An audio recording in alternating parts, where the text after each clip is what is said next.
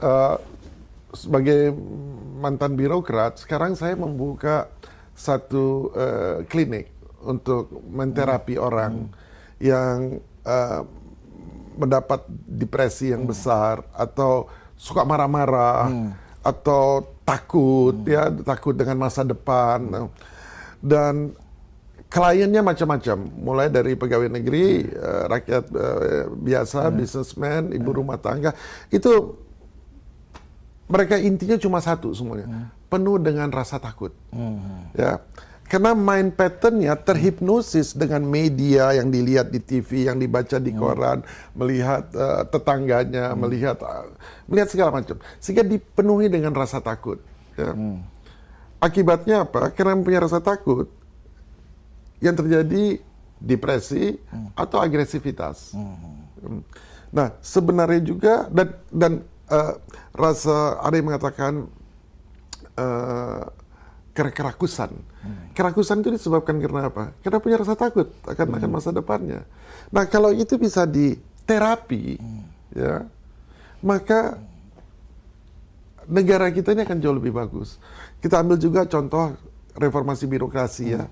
Kalau kita reformasi birokrasi, kita lihat juga misalnya jangan hanya pegawai-pegawai negerinya, tapi kita melihat juga misalnya di lembaga pemasyarakatan. Bagaimana kita memasyarakatkan kembali para kriminal, ya, bukan dengan hukuman-hukuman yang berat, ya. Orang dihukum, tetapi mind pattern-nya harus dirubah.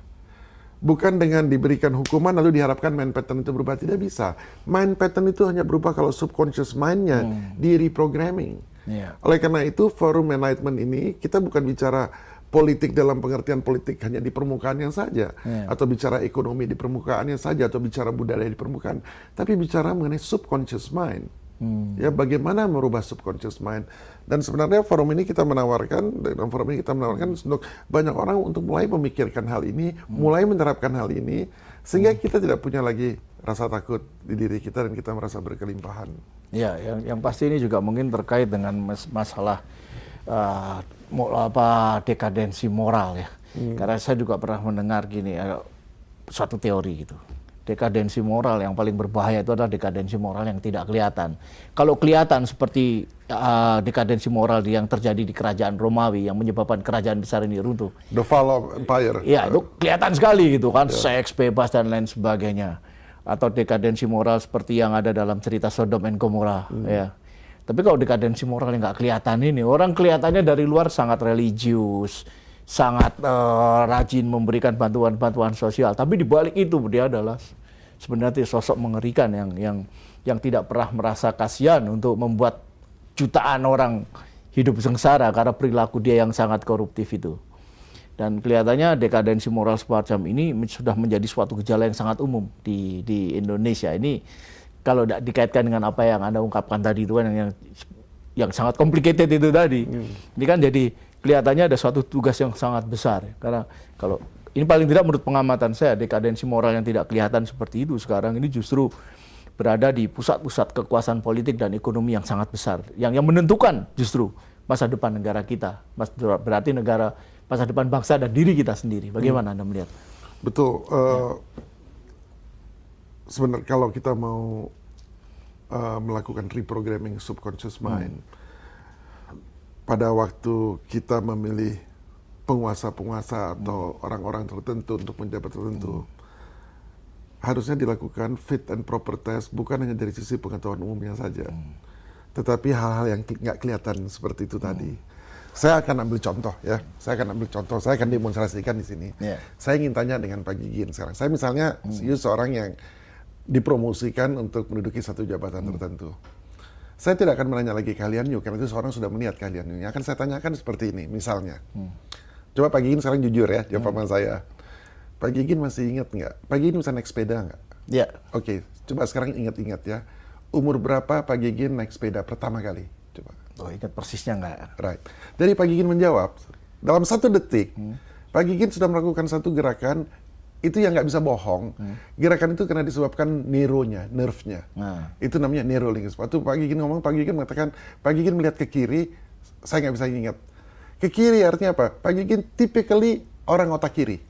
Nah. Ya. Kemudian Pak Gigin tidak melihat ke atas, Pak Gigin tidak melihat ke bawah, tapi melihat ke samping. Jadi Pak Gigin adalah orang yang sangat audible. Audible yang lebih meningkatkan kepada pendengaran, bukan dengan penglihatan, bukan dengan perasaan. You lebih dengan pendengaran.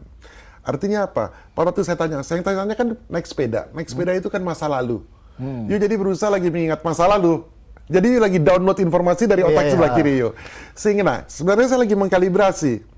Sehingga kalau sekarang saya tanyakan, atau istri Pak Gigin nanyakan, Pak Gigin, Mas, kok pulangnya malam jam 12, kan janjinya jam 8. Lalu Pak Gigin lihat ke kanan, oh iya tadi saya ketemu dengan Pak Richard, saya harus melakukan ini. Itu berbohong. Nah, Ya. Nah, jadi kan yang tadi dikatakan dekadensi moral, kita kan tidak tahu orang ini berbohong atau tidak. Seorang atasan bagaimana dia melakukan pengawasan melekat kalau dia tidak tahu anak buahnya bohong atau tidak. Tapi dengan cara simple seperti ini tadi, kita tahu anak buah kita mengatakan yang benar atau tidak. Istri kita, suami kita, anak kita, atasan kita bisa mengetahui. Sehingga tidak ada dusta di antara kita. Kalau semua menguasai ilmu itu, bisa kita kurangin nggak? Kebohongan seperti itu. Ya, itu satu hal. Yang kedua, manusia itu mempunyai namanya core personality. Tetapi dia juga punya personality topeng. Ya. Jadi kalau dia di luar, dia mungkin menjadi seorang yang galak, ya, di luar. Tapi sebenarnya itu adalah semu. Ya. Di dalamnya dia berbeda. Itu doang. Yang ketiga, personality yang ketiga, pada waktu dia mengalami pressure, dia akan mempunyai personality yang lain lagi. Jadi sebenarnya ada satu tes ya untuk melihat dari 3 personality ini, tipe orang ini bagaimana? Apakah dia tipe orang ini dominan? Apakah orang ini orang yang influencer? Apakah ini orang ini yang steady? Ataukah orang ini yang compliance? Jadi sebenarnya kita harus melihat ya, kalau orang-orang untuk bank, untuk jurusan-jurusan tertentu barangkali kita perlu orang yang compliance. Untuk leader kita perlu orang-orang yang dominan dan influence barangkali. Ini saya nggak pernah lihat di reformasi birokrasi ada seperti ini. Betul. Saya ambil contoh. Beberapa waktu itu kami pernah diminta untuk melakukan training untuk satu bank. Sebenarnya bisa apa saja sebenarnya. Karena di bank ini ya, cukup bagus banknya. Sudah dilakukan beberapa kali training, tetapi hasilnya tidak menggembirakan. Outputnya, prestasinya tetap seperti itu saja. Ya. Nah, saya minta untuk diberikan orang-orang yang sama, dan kami lakukan training selama 4 hari, dan itu saya monitor selama 6 bulan. Ternyata dari sisi skill, mereka jago-jago. Tetapi yang non-skill, berantakan. Ya. Pemahaman mereka mengenai uang itu apa. Dan yang luar biasa yang saya lihat, ternyata problemnya 88% dari problemnya apa? Problemnya seks. Kau menarik sekali nih Pak Richard. Kita lanjutkan nanti ya. Oke, pemirsa di manapun Anda berada, Anda jangan kemana-mana, karena setelah pesan-pesan ini kami akan segera kembali dengan seks.